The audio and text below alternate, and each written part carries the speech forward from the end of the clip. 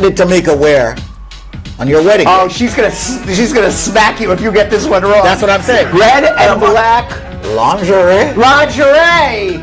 Oh, I get what he's saying. I get what he's saying. I get what he's saying now. We weren't asking that. You can file for your citizenship 90 days before the 5-year anniversary of you getting your green card. You're not living in the United States. And then they're going to turn you around. May even hold you in jail.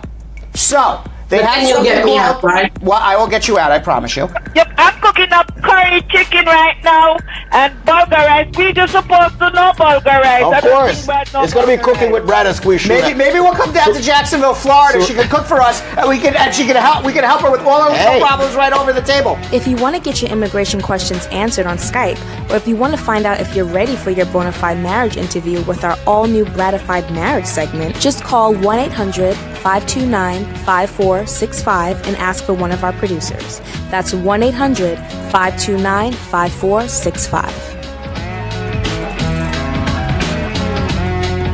All right, welcome everybody. As you can see here, I am in an empty studio by myself. Squeeze, my buddy Squeeze, my friend, my co-partner here on the Brad and Squeeze Show. We do call it the Brad and Squeeze Show, is out on assignment somewhere. We don't know what assignment he is on. He makes his own assignments, and we will find out later today. Hopefully he will be back at 12 o'clock, and he will let us know where he is. I wouldn't be surprised, because it always happens, that every time he is not here in the studio, and I'm just pulling up my Facebook here, every time he is not here in the studio, something in the news happens. Something in the news happens internationally. I don't know. So we will see what happens there. So we're going to be answering your immigration questions right now. 1-800-529-5465. I am live. It is a Thursday morning. We have 12 open lines, so if you call right now, you will get on the radio. You will get on Facebook. We are live at Law Offices of Spar and Bernstein. We are live on YouTube at Law Offices of Spar and Bernstein. We are live on Brad H. Bernstein. I believe we're also live on David Squeeze Annakie. We are also live on Jamrock Magazine. We are also live on Irie Jam. And Lisa Bling, good morning. And Tamika Nelson. Tamika is always the first to watch the show because her segment is always, the little commercial is always there. So Tamika, are you getting tired of seeing yourself on Facebook every morning? If so, let us know. If not, we're going to keep running it. I like it. Lisa Bling, good morning. How are you as well? And the telephone number to call to get on the radio is 1-800-529-5465.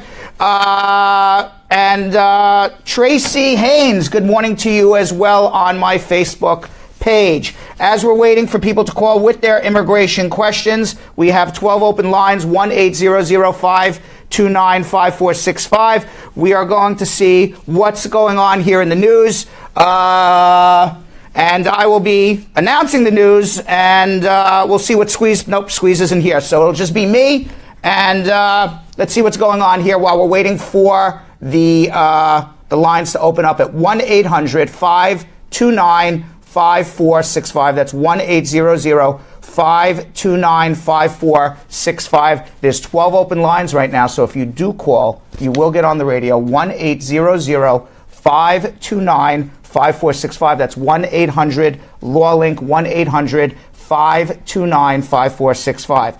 So in the annoying news of the day, I am told that there's going to be new airport security regulations. Short interviews before you get on the airplane to travel internationally. This is going to be in lieu of the U.S. government making everybody keep their laptops at home. So every person now who is going to be flying internationally, not only do you have to now take off your shoes, not only do you have to take everything out of your pocket and put it in the little bin and then put the bin through the x-ray machine, and then not only do you now have to go through that other machine where you go like this for 3 seconds and then they look at you naked. After all of that, they will be now interviewing you. They claim it will be a short interview. It could be 2 minutes, 3 minutes, 4 minutes to make sure that your laptop is secure and you have nothing else that may cause a problem while the plane is 50,000 or 30,000, however they fly, I don't know, 40,000 feet up in the air.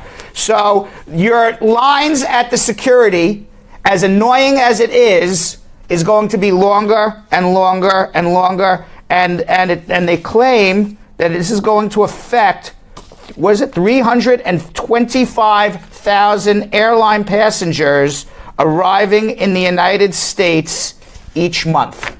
320, they're going to interview 325,000 passengers. Yep, you got to make sure you get to the airport early. That's what you got to do. We have 12 open lines right now. This show is really about immigration. We want to answer your immigration questions. So if you call, you will get on the radio. 1-800-529-5465. That's 1-800-529-5465 to call with your immigration questions. 1-800-529-5465. 1-800-529-5465 with your immigration questions. In the, I don't know, I guess they would say the ironic news of the day, I guess I would call it ironic news. A majority of white Americans, and I'm white, but I wasn't polled in this, because I don't know if I would have answered this in the positive. I don't think I would have. I know I would not have. A majority of white Americans say they are facing discrimination. In a poll that was done recently, 84% of white people say that whites are being discriminated in the United States by ethnic minorities, which I believe, is probably the reason why a Donald Trump gets elected. I don't know if it's so much that whites are being discriminated, but that minorities have been discriminated for so long, and now there are rules that are helping to allow minorities to catch up. And for some reason, as the minorities are catching up and becoming closer, whites feel they're being dragged behind. But it's really just more, I think, minorities moving up faster to whites than obviously any discrimination against white people. I personally have never felt discriminated in my entire life, and I would find it hard to believe a situation where that happens. So I believe, really, I think what that says more than anything else is the phenomenon of Donald Trump and why he was able to be elected, which is unfortunate. What else is happening in the pretty sad category, sad news of the day? Although it ended up somewhat of a happy story. An undocumented teenager, after being caught at the border, trying to cross the border as a 17-year-old, was pregnant and apparently was coming to the United States to get an abortion, or wanted to get an abortion. She got caught at the border, was being held by Department of Homeland Security, and the Department of Homeland Security was not allowing her to get an abortion as a 17-year-old, and was forcing her to have an unwanted child. Eventually, her story got out into the news. There were some pro bono attorneys who took up her cause, brought her case to the federal courts, and after a month-long battle, the Trump administration lost. They are now allowing her to have her abortion, and we're not here. And she had it actually Wednesday morning. And we're not here to say everybody should get an abortion. We're not here to say you shouldn't get an abortion. What we're here to say is it's your body. You get to choose. You get to choose how your body is used, and you get to choose what you do with your body. And and to be held by Department of Homeland Security in a jail and being forced to have an unwanted child, that was the height of sadness and, quite frankly, disgusting. So the teenager, she was apprehended in early September after crossing the border illegally in Texas. She was already 4 months pregnant at the time, luckily, for her and her choices, it worked out in her favor. The telephone number to call to get on the radio is 1-800-529-5465, 529-5465. This show is about immigration. We're going to be answering your immigration questions. The telephone number to call, 1-800-529-5465, 1-800-529-5465. That's the number to call. Good morning, God, Most Blessed Diane. Yannick Miller, good morning to you as well. And good morning to everybody who is watching us on Facebook. And we're going to go to the lines right now, and we're going to speak to John in the Bronx. John. Yes. How are you? I'm okay. What's going on? Yes, I want to know because I got some case in immigration. Okay, what's the case? Well, I should be a citizen, but I miss the whole ceremony. okay. Where are you from, John? What country are you from? I'm from Africa. You're from Africa, and you've had a green Yes. card, and you've had a green card now for more than 5 years, and you applied for your citizenship. Is that what happened? Yeah, more than 5 years. Okay, and you passed your interview, and they scheduled you to go swear in, say, I am going to take allegiance to the United States of America. Why didn't you show up to your oath ceremony? What happened?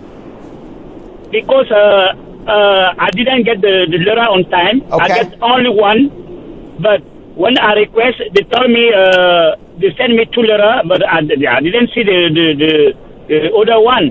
Okay, and how do you know you missed it? You called them up and they said, hey, you missed it? How did you find out that you ultimately missed it? Because I went to the somebody else the letter. Somebody else got the letter. Your neighbor got the letter and handed it to you. And after he handed it to you, you opened it up and said, oh, gosh darn it. I'm sure you said something else, but this is what we can say on radio. Oh, gosh darn it. I missed my appointment. So how long ago was the oath ceremony that you missed? He was the August 12th.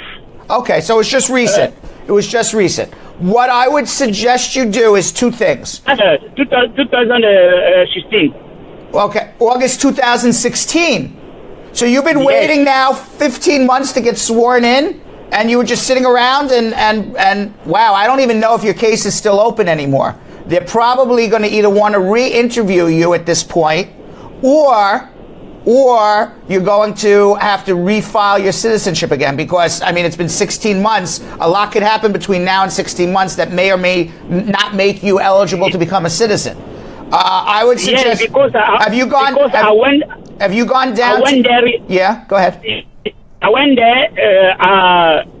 I used to write them over there, and they said me, oh, you should do the 336. But I wasn't know what is that. And yesterday I went there and they give me the paper that I should fill. I don't know if they're going to accept that. What paper did they give you to fill? The formula to 336. The 336. Okay, so they and 336. N336 they gave you? Yes. So maybe that's the appeal form. Perhaps I don't know. Is that for an appeal? I don't memorize every form number, but it sounds like they gave you something for an appeal, which is actually not the right thing. There's nothing to appeal here. You need to come see me, and most probably you're going to have to refile your citizenship again. The good news is when you go to an attorney, both the attorney and you will get notices. So between the two of us, somebody's going to get a notice for hearings and oath ceremonies. We're not going to miss it. So hold on 1 second, okay? But it sounds like you're going to have to do this again. Hold on. 1-800-529-5465. That's 1-800-529-5465. That's the number to call to get on the radio. David. Yes, blessed. How are you? Yeah, man, I have a quick question. Yeah, go ahead. You ever get nobody them citizenship with a felony? I get people citizenships with felonies. It depends what the felonies were for. It depends when they were. It depends if you have gone through the deportation process before. It depends if the felony is an aggravated felony. It depends if it's an aggravated felony before or after November 1990. It depends on a lot. It depends on what your otherwise good moral character is. It depends on what your relief you would have if they were to put you in deportation with a felony. There's like a lot of ifs. But the answer is yes, there are plenty of people with felonies who become citizens, and there are plenty of people with felonies who don't. So let me ask you another question. If a person is here for over 10 years and they have the green card, they have an e-felony. Right. It's possible for them to keep the green card, though? If somebody is here for more than 10 years and they have an e-felony, is it possible? And they got a green card. What is the e-felony for? I think it's, the insurance fraud, but it insurance goes down fraud. The final disposition says falsely report an incident. Okay, a false report of an incident, and it's a felony. Yes, e-felony. An e-felony. That is a deportable offense, for sure. So before you do anything, before you file for your green card, before renewal of your green card, before you file for your citizenship or even travel, you need to come see me and we've got to talk about it. Okay. All right, so what would you need me to bring? Bring your disposition, which is the letter from the court saying what you were arrested for and what the end result was. And if you can also go down to the court and get and ask for a copy of whatever is in the criminal file, the charging documents. If you were charged with a felony, obviously there's some sort of indictment, a police report about the arrest, whatever you have that could supplement and help us understand what's going on, that would be great too. Okay. All right, hold on one second, all right? 1-800-529-5465. That's the number to call to get on the radio. 1-800-529-5465. We got 12 open lines right now, so if you call, you will get on the radio. 1-800-529-5465. We've had a lot of questions here about citizenship, and part of doing the citizenship is actually passing the citizenship interview. We had sent our attorneys on the streets along with our social media guru and Patrice, who is a fantastic production coordinator out there and field reporter. We sent our entire team out on the streets to ask American citizens if they could pass the citizenship interview. And I would say what was a sad result is that most Americans would actually fail the citizenship interview. Let's take a look and see what happened on our man in the street, our woman in the street citizenship interview with our immigration attorneys and social media guru. This is Kim Moore from the Brad and Squeeze Show, and today we are asking New Yorkers questions from the U.S. citizenship test. Let's see if they can pass it. What is the supreme law of the land? What is the supreme law of the land? Like there's just the one big thing that's like the supreme law? Like the supreme being? Jeez, what is the supreme law of the land? Freedom of speech, I guess. The supreme law of the land, life, liberty, and the pursuit of happiness. Equal rights. You got me. I'm feeling really stupid. The supreme law of the land is the Constitution. In other words, all the laws derive from the Constitution. How many amendments does the Constitution have? 50? I don't know that one. No, I have no idea. I'm sorry. 21, 20, I don't know, 15? I have no idea. How many is there? There are only 27 amendments to the Constitution. It's usually a pretty big deal, and we pretty much remember all of them. What are the first 10 amendments of the Constitution called? Declaration of Independence? I'm sorry, I don't know. The first 10 amendments of the Constitution, I have no clue. The first 10 amendments of the Constitution are called the Bill of Rights: freedom of speech, freedom of the press, freedom of religion, the right to bear arms. The idea of self-government is summarized in 3 words in the Constitution. What are those 3 words in the Constitution?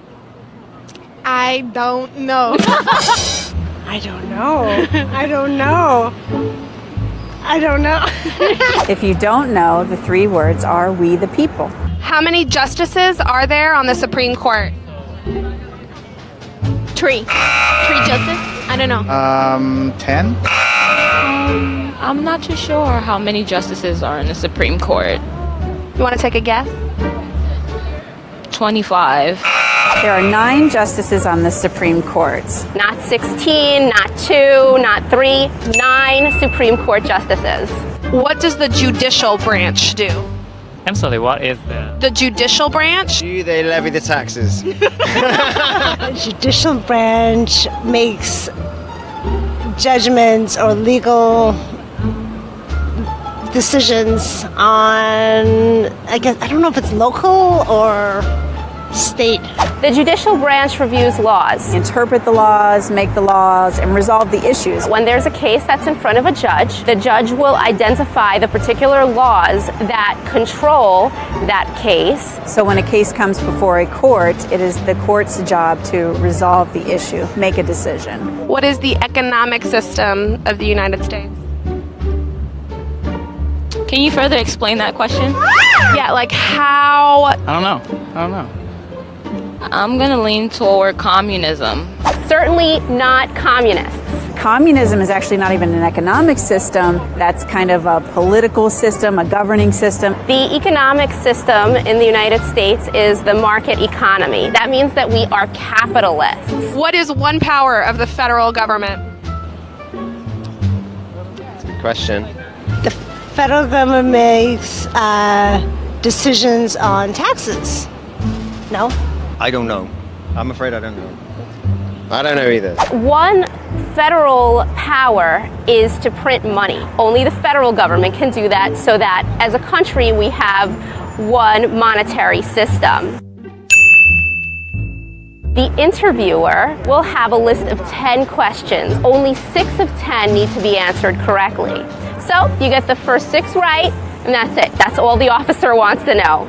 Prior successful results do not guarantee similar outcome. All right, so what we've learned from this is people who are American citizens who say that immigrants shouldn't come live here because what do they know about the United States of America? They themselves know nothing about the United States of America. More ironic news of the day. 1-800-529-5465. 1-800-529-5465. That's the number to call to get on the radio. 1-800-529-5465. By the way, now is the time to leave your questions on our Facebook page and on our YouTube page for social media check-in, which is going to happen, our rapid fire round, which is going to happen right after we speak to Rain in the Bronx. So we're going to speak to Rain, and then we're going to get to your questions on Facebook and YouTube. So leave your questions right now. Rain.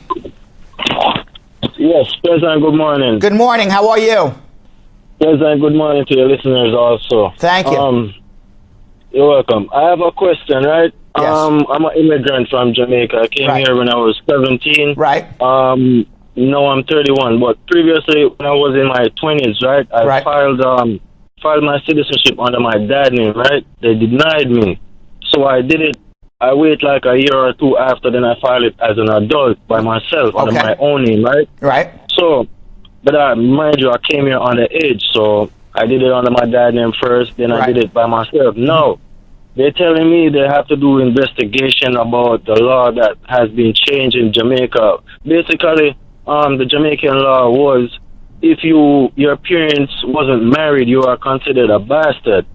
Well, Right? I don't think they use the word bastard in the law, but I get what you're saying. Okay, so they say they like to use the word illegitimate. That's a nicer way of saying it.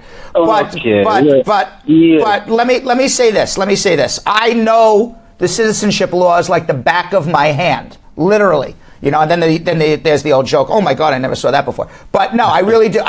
I know that citizenship law is like the back of my hand. So let me ask you a few questions, and I can tell you right now whether you are a citizen through your father, because that's your question. Did I derive citizenship through my father, or do I have to naturalize? Because the reason why they're investigating now is they're saying, well, you can't naturalize to a citizen if you already are a citizen. So one way or the other, you're going to be a citizen, either through naturalization or through deriving it through your dad. So let me ask you a question. You said you're 31 years old now. Is that correct? Rain? What happened to Rain? Let's go back to him. Rain, you there? Rain, you there? Okay, Rain. Rain. Okay. Time. We dropped you for a second, so you didn't hear. Okay, I'm going to figure out right now whether you're a citizen through derivation, which is through your dad, or you should be naturalizing. Either way, you're going to become a citizen. So let me ask you a few questions. You said you're 31 years old now. Is that correct? Yeah. Okay, so you were born. What year were you born? I'm bad at math. So you were born in 87? 86. All right. So in the year 2001, you were about 15 years old. Is that correct? Yeah. Okay. And you were living at 15, you were living with a green card in the United States? No, I came here when I was 17, actually. You came when you were 17 years old. And did you come to live with your mom, or did you come to live with your dad? My dad. Okay. And your mom and dad were never married?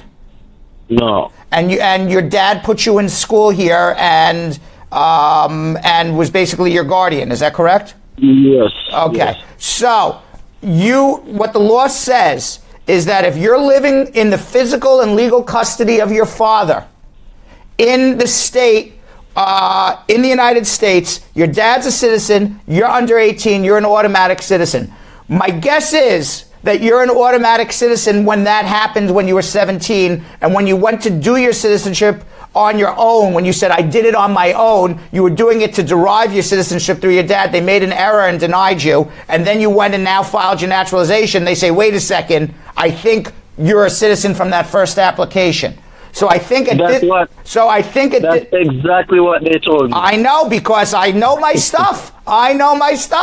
So what you need to do is come see me, and let's follow through with all of this and get you what you need. Because other than that, you're in this twilight zone that every time you file an application for citizenship, they tell you it's the wrong application when you're entitled to become a citizen. All right. So welcome, Rain, to the United States of America. This is how it works here. Hold on one second. All right.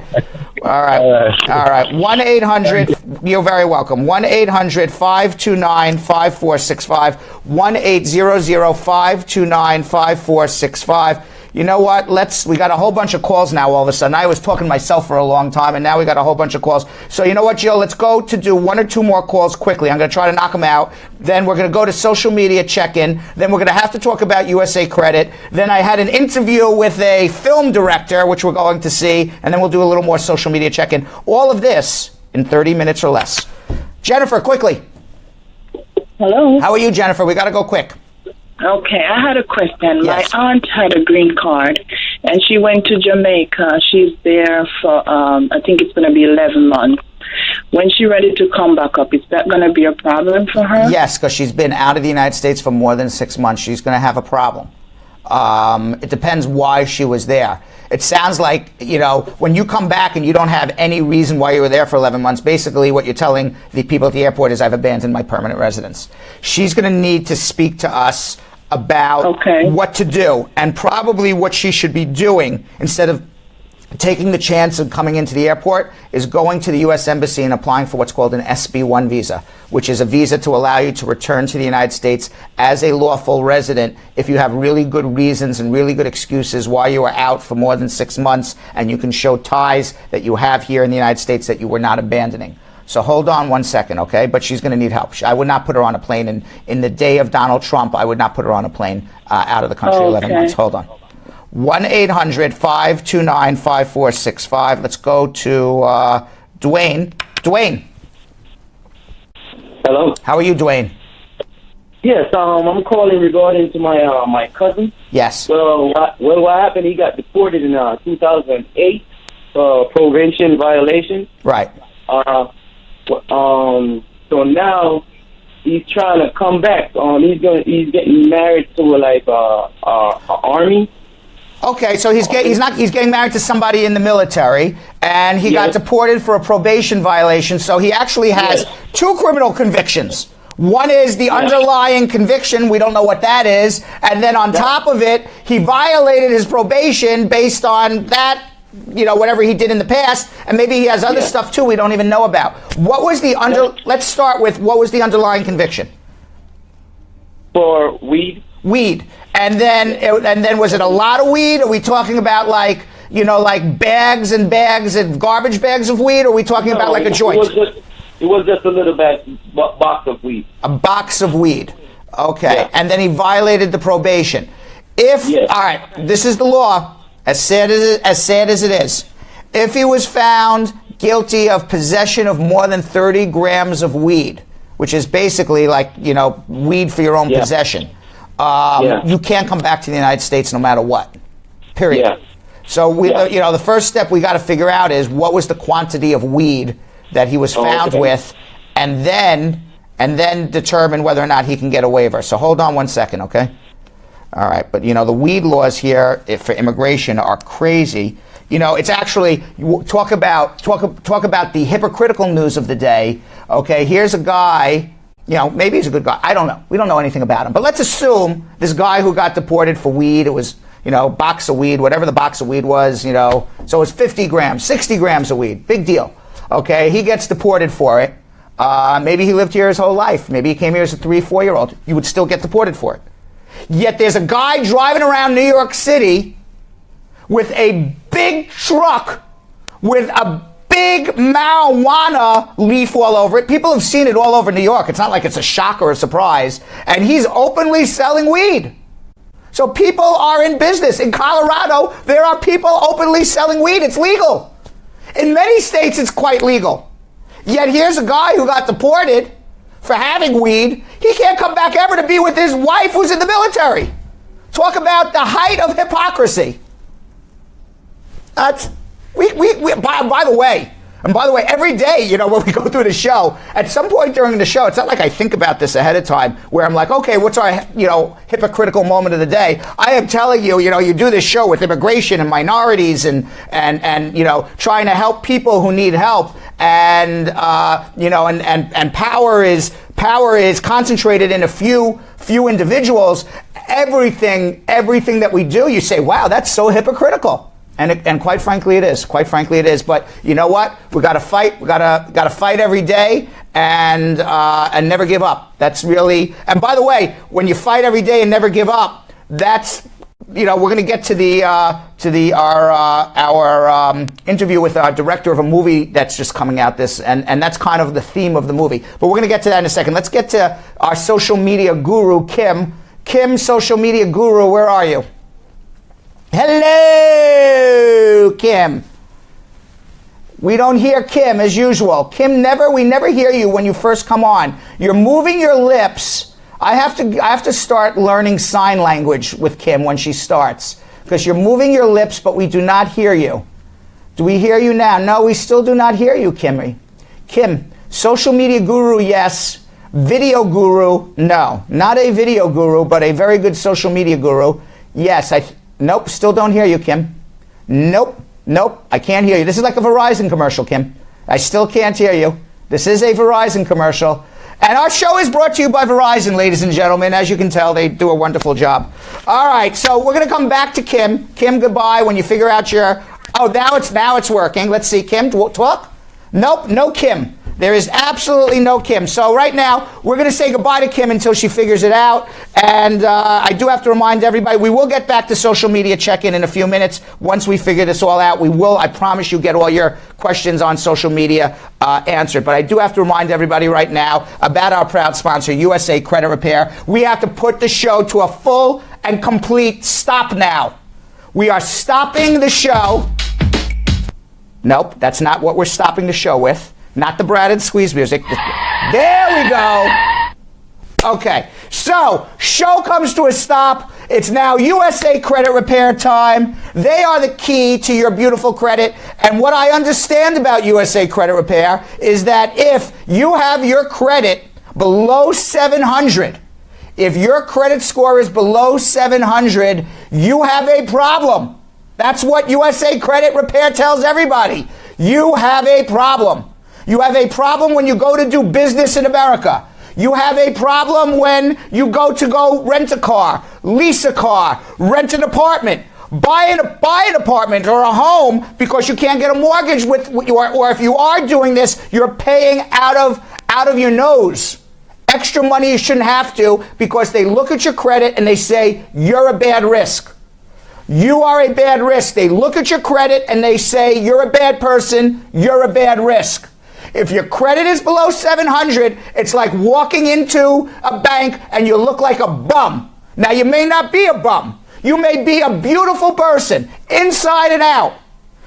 But your numbers say you're a bum, and nobody wants to do business with bums. They want to do business with people with credit over 700. So if your credit is below 700, USA Credit Repair has given Brad Bernstein the authority to say to you, if you watch the Brad and Squeeze show and you know the answer to this citizenship question, you know the answer to this citizenship question, you can get credit repair free for the first 30 days. You just got to call 1-800-872-7177. That's 1-800-872-7177. Tell them the answer to this citizenship question, which I'm going to announce in a second, and they will do your credit repair for free for 30 days. After that, you got to pay, but you'll be very happy to pay because your credit score is going up right through the roof. Call them right now, 1-800-872-7177. That's 1-800-USA-7177. And the question is, I got to think about it for a second. The question is, what's a good citizenship question? The question is, how many stripes are there on the American flag?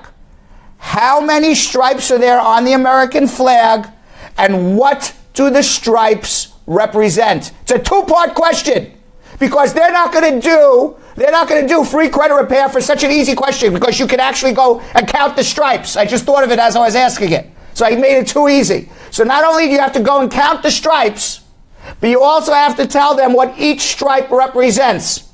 Now the answer, I'm going to give you a hint. I am going to give you a hint. The answer is the same answer as yesterday, but we asked it in a different way. We asked it in a different way, but the answer is very similar to yesterday's answer. What do the stripes, how many, and what do the stripes represent on the American flag? The telephone number for USA Credit for your free credit repair for 30 days, and then you have to sign up for 90. But for free credit repair for 30 days, if you know the answer, you just got to call them up. 1-800-872-7177. 1-800-872-7177. USA Credit Repair. All right. Can we start the show again? Can we start it again, maybe? There we go. There we go. All right.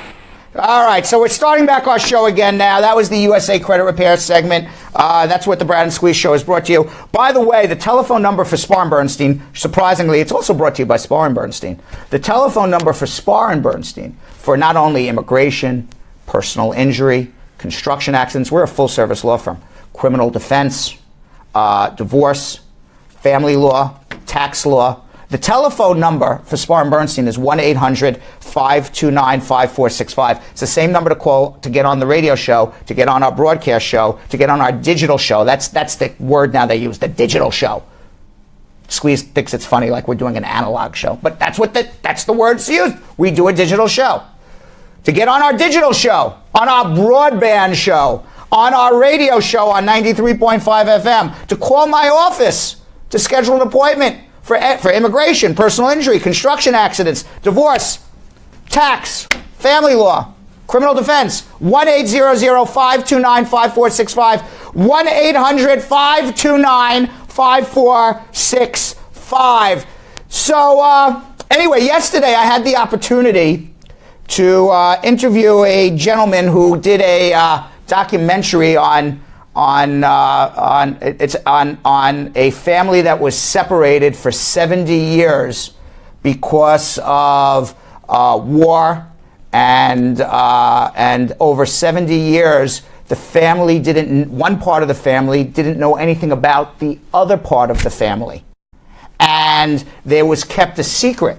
Two brothers who were born very close in age to each other, who vaguely remembered that maybe they had a brother when they were babies, never said anything, never knew about it by anybody in the family. It was a closely held family secret that there was more family out there, but because of immigration, because of circumstances regarding war, they were separated, never to know each other for 70 years.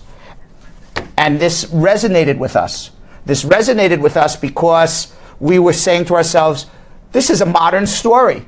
People immigrate and separate from their families all the time. And they immigrate and separate from their families all the time for all sorts of reasons, because of war. Because, for example, there's 65.5 million people that are being forced from their homes right now, and families in the world, and forced to be separated because of war, because of conflict, persecution, natural disasters. Thank you very much, coal miners. They're all being separated. So we thought that this resonated with us. So there's a movie coming out, and it's a documentary. It's called Ida's Secret. And I was able to speak with the director of it, and it really has a universal appeal and a universal theme to anybody who has ever had to immigrate from one country to another and be separated from their family. So I wanted people to hear about this movie, and I wanted people to hear about the story of Ida's Secret. So I interviewed this director yesterday. And we have a little bit of a trailer from the movie as well, and then we're gonna have a little interview with the director. So let's take a look. יש לי משפחה נהדרת, אישה מקסימה, 3 ילדים. Yitzhak's brother is alive and living in Canada. אני לא מאמין. I've always believed I was alone.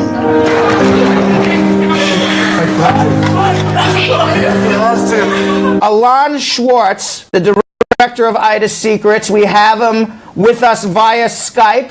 Alon, welcome to the Brad and Squeeze Show. How are you today? Thanks for having me. I'm good. You're very okay. And you are traveling around now promoting this movie? Yeah, the film opened last week at Lincoln Plaza, near Lincoln Center in New York, and it's opening now this week on the 27th in LA. In the LA area and in southern Florida. Well, congratulations on getting it distributed and making it. What compelled you to make this movie in the first place? Isaac, who's one of the brothers that are in the film, is my uncle. And when I was a young kid, I heard the story of him having a blind brother, which he doesn't know about. I was told it was a secret and not to tell. And I held this secret for 40 years.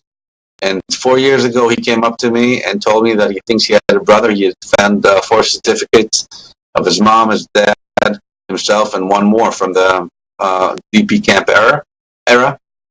And I confessed to him that I heard about it, and that's how the film started. So this was like a family secret that everybody knew, but nobody talked about, really. Exactly. And your uncle, he lives in Israel, and the brother was living in Canada. Is that basically the background? Yeah. And exactly. Shep Shell is from Canada, from Winnipeg. Isaac lives in Israel, and Isaac was sent for adoption when he was 3 years old from the camp, and Shep was taken by the father and raised in Winnipeg. Did Shep know that he had family in Israel, or he was unaware of that as well? He was unaware until a couple of years ago when he started his own research. They were able to find some documents from that era, but he couldn't find his brother. So he was aware when we got to him that he had a brother, but he couldn't find him. So without giving away too much, because I want people to go see this movie, I understand. I have not seen it, but I understand from our producers it is an extraordinarily powerful and well-made movie. So I don't want you to give away too much, but can you give a little background about Yitzhak and Shep's mother, Ida. You know, what led her to give away her children, to separate them, and then not talk about them to each other? Yeah, so first of all, Ida's background, she's a Polish, Catholic Polish, and when she was about 12 years old, the Nazis came to Poland and basically took all the teenagers for slave labor in Germany. And she found herself, like many other young teenagers, working. She was a domestic worker, and she spent the years of the war working for a Nazi lady. And when the Americans came, they released those slave laborers and sent them to a refugee camp, to displaced persons camps. And she found herself in Bergen-Belsen, that used to be during the war a terrible, terrible concentration camp. But then it was burned down, and they took all the refugees from that concentration camp, put them in a DP camp, and had a lot of more people from the outside join that camp. And there she meets a Jewish man by the name of Grisha. They fall in love and they get married, and they have two kids, two brothers. At a later point, she gets sick and they split up. At which point she sends Isaac to Israel. She grew up. Since she was married to a Jewish person, she thought that Israel, or the state to be Israel, there was no Israel at the time, would be the best place for the kid to grow. And that's how Isaac gets to Israel, as a 3-year-old orphan. He wasn't really an orphan, but they sent him with orphans. Right. It was Palestine. And that's the background. It was Palestine at the time. It was Palestine, and they didn't let anyone in, right, except for the orphans from the war. 3 years later, when Israel was started, they let everybody in, but then she was already in Canada. And then so she moved with Shep to Canada. No, she actually didn't move with Shep to Canada. She split up from her husband Grisha. He takes Shep to Canada, to Winnipeg, right, and she goes to Montreal. I understand. And so the family got dispersed, throughout the world. Canada, and lost contact with each other. No Skype and no email then. So it was hard to keep track. So now these were refugees from 70 years ago who got separated, that were united, and now the world still has a refugee problem. The world still has problems with immigrants who are moving from country to country, and certain members of the family are allowed. Others have to wait 5, 10, 20 years, maybe. In the United States, brothers and sisters have to wait over 20 years to be reunited, even if you do know them. So what revelations, in the plight of separations of families, in the plight of refugees, what revelations have you garnered that would resonate today with immigrants that you personally learned about while making this film? Well, first of all, as you can understand, and I think you mentioned that these things affect generations to come. People that are separated and are not let into the country the effects are there, over more than one generation. The second thing I learned while making this film is about this whole period after the war of the DP camps, which was not the classical thing that people know about the World War II era. For me as an Israeli, I knew about the horrors of the Holocaust, but in the film we really show the back to life and the explosion of life that happened in the DP camps. These people were refugees, and they come and they rebuilt their life and tried to be human again. And they danced, and they had cinema, and they had democratic elections inside the refugee camp. And that was, for me, a very interesting discovery that I had no idea about. And in that sense, there's a lot of films about the Holocaust, but this is not one of them. This is a film about the rebound to life, which is very different than what I've seen before. And did you realize how timely a story it would be? This is going back 70 years, revitalizing life after the horrors of the Holocaust, after the horrors of World War II. Did you realize how timely a story this is going to be, even for today? I was hoping it would be a contemporary story, and I think it is. We have two amazing characters. Shep, who was a blind man that was born blind, but was in Seoul, Korea in the Paralympics, had an amazing life, was a programmer for IBM. He managed to do all these things while being blind, and it's and the story happens now in front of the camera. They meet together and they meet with their mother, and it happens now, and then it jumps back to like a detective investigation of what happened then. But their meetings are now, and it all happens in front of the camera. So yeah, go ahead. I'm sorry. So it is a contemporary story. Okay. So this is timely. So this is a show that is mostly watched by immigrants, by people who are minorities here in the United States of America, people who have immigrated to America. What kind of universal message about immigration and refugees do you think this film delivers to the audience? I think it delivers a message that never give up. Things will work out at the end. It may take time, but if you're stubborn enough, you will make it, and you will have a good life. And you can see that in the film, that these people went through a lot, but each made their own life, built their own family, and finally they were reunited. And I think it's a message not to ever give up. And I think that's the message originally that America has, or had, and still has a little bit, although the current administration sometimes forgets that. Yeah. Well, I think that's a fantastic lesson to learn from this, because we could probably make a movie about every person who has watched the show or who has immigrated to America, and it would probably be just as compelling. And I think it's really good for people to know that there's a lot of people throughout the history, not just now, but throughout history, who has gone through this. And I think the universal message of never give up, there's always hope, is a wonderful thing. And hopefully a lot of people get to watch your movie and enjoy it, and also learn the history, and also learn that message as well. So thank you for coming on to our show. And, thank you for having me. Let me just say where you can watch it. Sure, it's open. It's in New York near Lincoln Center at the Lincoln Plaza Theater, and it's opening in South Florida and in LA. And if you go to idasecrets.net, www.idasecrets.net, you can find it, and click theaters. You can find all the theaters where you can see this at. Alon, wonderful story. I understand the movie is wonderful too. I hope I'm going to be able to get a chance to see it over the next few weeks. Thank you for coming on our show. Okay, thank you. It's going to be one more week in New York. So if you're in New York, so I have only 1 week to see it. Then I'm going to go see it this weekend. Yeah. All right, thank you. Thank you. All right. Bye-bye. All right, Ida's Secrets. I haven't seen the movie, but the producers say it's fabulous, so go check it out. And I thought it was a nice universal story about never giving up hope. Without giving up any hope that we're going to get your social media questions answered, we're going to fix our social media guru's microphone for the 12 o'clock show. So I promise you all your social media questions will be answered at the 12 o'clock hour. Let's go to Ike in the meantime. Ike. Hello. How are you? I am good. What's going on, Hello? Ike? Ike, you're on with Brad. What's up? Yeah. I'm Brad. I filed for my wife. She came from Nigeria about 3 years ago.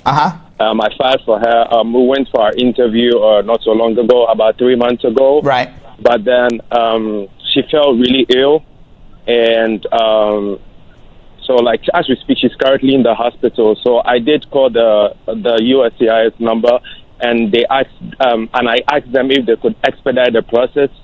Why is she ill? What's wrong with her?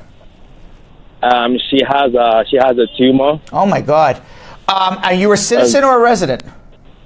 I'm a citizen. And you filed for her 3 years ago, and she still doesn't have a green card? She should have been here 2 years ago. No, I filed for her last year. We went for an interview about 3 months ago. All right, you need help. You need help. If you went for an interview and she's still waiting around, and this woman has a tumor and she needs medical attention, and this is the woman you love, you can't wait any longer. You can't wait any longer. Come see me. Hold on. All right, he needs help. Hold on. Okay. 1-800-529-5465. Let's go to Brahim. Brahim. Yes, sir. Yes. From Knoxville, Tennessee, Brahim. Yes. Yeah, this is me. How you doing, Brad? What's up? My situation, I came here to the United States in 2007. I got my green card. I was married in Morocco, okay? And I got in, and I got my green card in 2008, and my wife passed away in 2009, and my life went through hell from there. I had too many. My background is really bad. I had some things. I don't know if I can become a U.S. citizen or I can renew my. Did you remove the conditions of your permanent residence? You're a permanent resident of the United States? No, I still have just my green card. But you're a 10-year green card. Yes. Okay, and you have some sort of criminal records after your wife passed away. My condolences. We're going to run out of time because I only have about 20 seconds, so we're not going to be able to solve your problem, unfortunately. I was hoping you would have a quick question. Hold on. You're going to need a consultation with us, and we can do it over the phone, okay? So hold on one second. All right. And by the way, I'm going to be in Morocco Christmas time, so I'll say hello to your family there. All right, hold on one second. All right, 1-800-529-5465. We are going to be running out of time here. I just want to remind everybody that if you ever need to reach me, you need to reach any of my fantastic attorneys here at Spar and Bernstein. The telephone number to call is 1-800-529-5465. We're out of here. We'll see you at 12. The proceeding was informational only and not specific legal advice. Consult an attorney about your individual situation. Prior results do not guarantee a similar outcome in the future. To make an appointment with the Spar and Bernstein law firm located at 225 Broadway in New York City, call 1-800-529-5465. That's 1-800-529-5465. Easily remembered, 1-800-LAWLINK. That's 1-800-LawLink. Once again, make a call to 1-800-529-5465. And of course, link up with the law offices of Spar and Bernstein located at 225 Broadway on the 5th floor. If I were you out there, make the call, make the link, make the connection, make it Spar and Bernstein. 1-800-LawLink. That's 1-800-529-5465.